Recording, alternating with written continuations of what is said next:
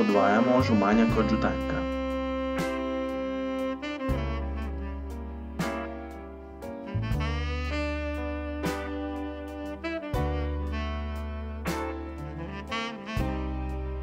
Miksamo bjelanjak.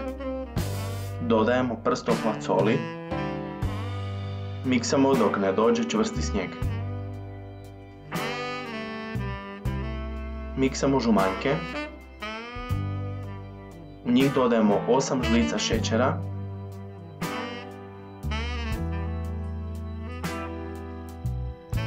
Pet žlica kakaa.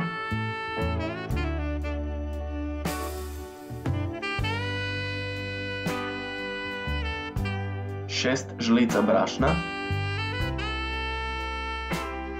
Dodao sam malo snijega kako bi se lakše miksala smjesa. 1 vrećica praška za pecivo. Dodajemo snijeg od bjelanjka. Lagano ručno miješamo. Smjesu izlijemo u pleh za pečenje. Stavljamo u pećnicu 30 do 40 minuta na 180 stupnjeva. Radimo puding od čokolade.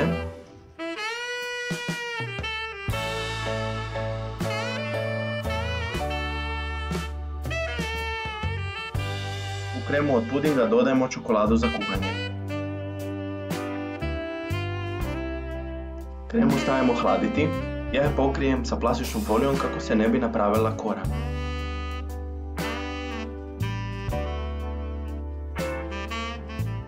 Biskvit izrežem na 3 jednaka dijela. U ohlađenu kremu dodajemo 120 g maslaca i 120 g margarina.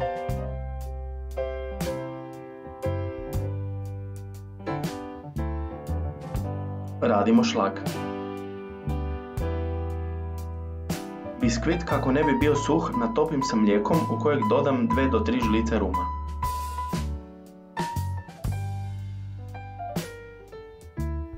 Stavljamo sloj marmelade.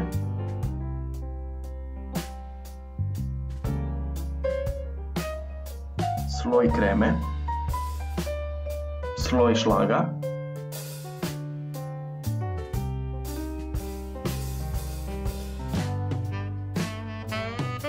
Stavljamo drugi biskvit, te ponavljamo isti proces.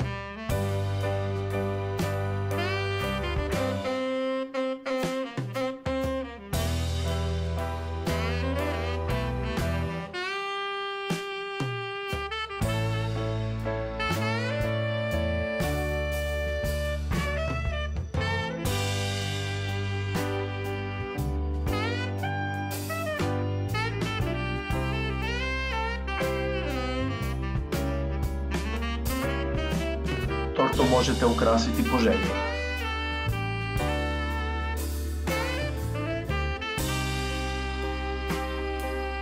Dobar tek ljudi i sve najbolje!